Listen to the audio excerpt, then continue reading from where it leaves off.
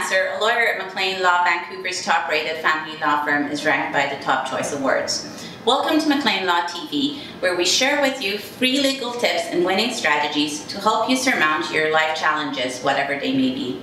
This is another episode of our mini-series on how to protect your children during divorce. If you missed our previous tips, make sure to click on the link below to catch up.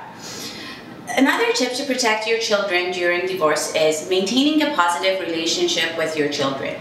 It may be useful to go to counseling to ensure that you do not unload any personal baggages regarding your marital dispute onto your children.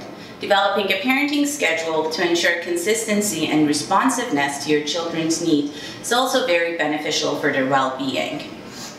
In addition, developing a financial support plan that allows the children similar economic resources to the level that they were provided during the marriage will ensure stability and security in their world. Thank you for watching. To receive free legal tips published weekly, please subscribe to our channel by clicking the subscribe button below. Remember, your children will always look to you. Be an adult. I'm Nasser. See you in the next episode.